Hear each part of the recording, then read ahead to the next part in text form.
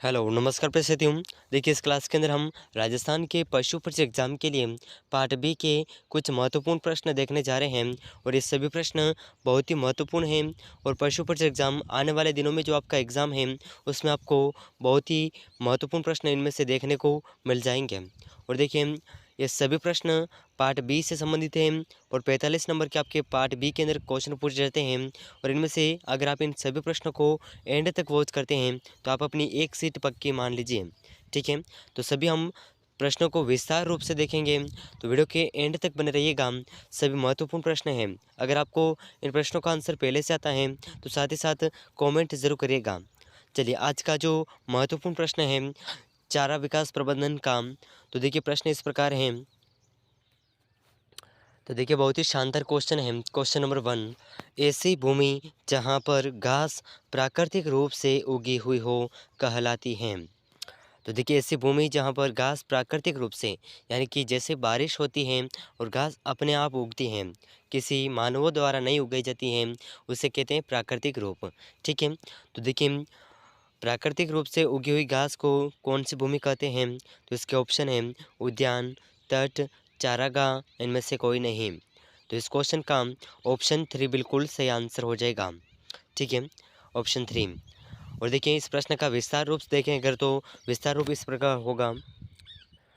तो देखिए अगर आपसे पूछा जाए कि चारागाह एवं चारा विकास के प्रश्न हैं और इसमें से चारागाह और गोचर भूमि किसे कहते हैं, तो देखिए इसका जो किसी भी तरह से क्वेश्चन पूछा जा सकता है।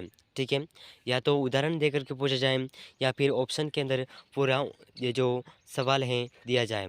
तो देखिए इनमें से इस प्रकार होगा, अगर पूछा जाए चारा या चारागाह या गोचर भूमि किसे कहते हैं, तो देखिए ऐसी भूमि या बड़े बड़े घास के मैदान जहाँ पर घास प्राकृतिक रूप से उगी हुई हो या मनुष्य द्वारा उगाई गई है तथा पशुओं को चराया जाता है, उसे चारागाह या फिर गोचर कहते हैं। ठीक है, ज़रूर याद रखिएगा। चलिए नेक्स्ट क्वेश्चन है क्वेश्चन नंबर 2। तो देखिए बहुत ही महत्वपूर्ण प्रश्न है question number 2, very very important है, आप इसे ज़रूर याद रखिएगा। ठीक है, चारागाह कितने प्रकार के होते हैं। तो देखिए चारागाह कितने प्रकार के होते हैं, तो देखिए इसके ऑप्शन हैं ऑप्शन 1 4 प्रकार के, ऑप्शन 2 3 प्रकार के, ऑप्शन 3 है 2 प्रकार के, ऑप्शन 4 है 5 प्रकार के। तो देखिए इनमें से जो चारागाह हैं ये 2 प्रकार के होते हैं। ठीक है, ऑप्शन से बिल्कुल सही आंसर हो जाएगा। और ये 2 प्रकार के चारागाह कौन कौन से हैं, तो देखिए विस्तार रूप इसका इस तरह होगा। तो देखिए यहाँ पर पहला जो चारागाह है प्राकृतिक चारागाह। ठीक है, ये नंबर 1 चारागाह है प्राकृतिक चारागाह और दूसरा है कृत्रिम चारागाह। ठीक है, तो इनमें दोनों में जो अंतर है, प्राकृतिक चारागाह के अंदर खाली स्थानों पर प्राकृतिक रूप से कई प्रकार की घास अपने आप उग जाती हैं तथा पशुओं के चराने के काम आती हैं, उसे प्राकृतिक चारागाह कहते हैं। और कृत्रिम चारागाह जो है वह चारागाह जिनको पशुपालक स्वयं कृषि युक्त भूमि को छोड़कर उस पर विभिन्न प्रकार की फलीदार घासें उगाता है। यानी कि गाय और भैंस को चराने के लिए जो उपजाऊ भूमि होती है उस पर फसल उगा करके उसमें गाय और भैंस को चराने के लिए छोड़ा जाता है, उसे कृत्रिम चारागाह कहते हैं। ठीक है, ज़रूर याद रखिएगा। चलिए नेक्स्ट क्वेश्चन है क्वेश्चन नंबर 3। तो देखिए क्वेश्चन नंबर 3 आपके सामने है, हल्का कार्य करने वाले एक बैल को कुल कितने दाने की आवश्यकता होती है। तो देखिए इसमें से मध्यम कार्य करने वाले बैल को 2 किलोग्राम दाने की आवश्यकता होती है और भारी कार्य होता है उसमें 3 किलोग्राम दाने की आवश्यकता होती है और जो हल्का कार्य है उसके लिए 1.5 किलोग्राम दाने की आवश्यकता होती है। तो इस क्वेश्चन का ऑप्शन डी बिल्कुल सही आंसर हो जाएगा। ठीक है, चलिए नेक्स्ट क्वेश्चन क्वेश्चन नंबर 4। तो देखिए हमने जो पूर्व में क्वेश्चन देखा है चारागाह कितने प्रकार के होते हैं, उसी प्रकार ये क्वेश्चन पूछा गया है। ठीक है, और इसी तरह के क्वेश्चन आपको आने वाले एग्जाम पशु परीक्षा के अंदर देखने को मिल जाएंगे। तो देखिए वह चारागाह भूमि जिनको पशुपालक स्वयं उगाता है, तो जिसे पशुपालक स्वयं उगाता है और फिर गाय और भैंस को चरने के लिए छोड़ता है, उस भूमि को क्या कहते हैं, तो देखिए इसके ऑप्शन हैं कृत्रिम चारागाह, प्राकृतिक चारागाह, ए व बी दोनों, इनमें से कोई नहीं। तो देखिए इस क्वेश्चन का जो सही आंसर है, या सही आंसर हो जाएगा ऑप्शन 1, इसे कृत्रिम चारागाह कहते हैं। ठीक है, तो ऑप्शन 1 इस प्रश्न का बिल्कुल सही आंसर हो जाएगा। चलिए नेक्स्ट क्वेश्चन है क्वेश्चन नंबर 5। और देखिए फसलें कितने प्रकार की होती हैं? 3 प्रकार की, खरीफ, रबी और जायद। इसमें भी अलग अलग प्रकार के चारागाह होते हैं। ठीक है, तो देखिए खरीफ के मौसम में चारे होते हैं और रबी के मौसम में भी चारे, और गर्मी या बसंत के मौसम में जो चारे होते हैं उसे जायद फसल कहते हैं। ठीक है, और रबी के फसल में उसे जो तो देखिए अब खरीफ के अंदर आता है मक्का, ज्वार, बाजरा, इस तरह के जो फसलें होती हैं उससे खरीफ फसल कहते हैं। और रबी के अंदर गेहूँ, जो इस तरह के चना, सरसों, इसे अपने रबी की फसल कहते हैं। ठीक है, तो देखिए इस प्रकार के अलग अलग प्रकार के वन होते हैं, यानी कि चारे होते हैं। ठीक है, चलिए नेक्स्ट क्वेश्चन है क्वेश्चन नंबर 5। तो देखिए अब आपको अगर पूछा जाए कि रबी की फसल कौन कौन सी हैं, तो इसमें से गेहूँ, जो चना, सरसों, जई, ये सब तो अपने याद हैं, लेकिन जो फसलें याद नहीं हैं, ठीक है, जिनकी कम खेती की जाती हैं, उन फसलों के बारे में अगर क्वेश्चन पूछा जाए तो आपको इन फसलों के नाम अवश्य याद होने चाहिए। ठीक है, तो देखिए रबी की फसल के अंदर जो अगर इनका मौसम पूछा जाए तो इन चारों की बुवाई का समय अक्टूबर और दिसंबर तक होता है। ठीक है, चारों मतलब ये जो फसलें हैं इनके बुवाई का समय। ठीक है, और देखिए इनमें से जो फसलें बोई जाती हैं ये इस प्रकार हैं बरसीम, रजका, यानी कि जैसे अपना रजका कहते हैं, चारे की सरसों, जई, शलजम, गाजर, सफ़ेद क्लोवर, लेडाइनो क्लोवर और लाल क्लोवर, अलसाई क्लोवर, राई घास, खेसारी व मटर आदि की फसलें रबी के मौसम में बोई जाती हैं। ठीक है, और देखिए अब खरीफ की फसलें जो हैं इनमें से जून और अगस्त के महीने में बोई जाती हैं। इसमें मक्का, ज्वार, बाजरा, इस प्रकार की मूंगफली, ये सभी फसलें, इसमें कपास, ये सभी इसके अंदर सम्मिलित होती हैं।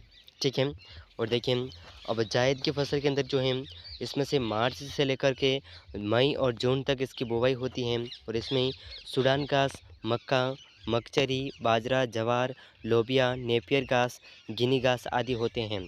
जिसमें देखिए बाजरा, जवार, मक्का, ये सभी क्या हैं, अपने खरीफ की फसल के अंदर भी आते हैं। ठीक है, ज़रूर याद रखिएगा। चलिए अब नेक्स्ट क्वेश्चन है।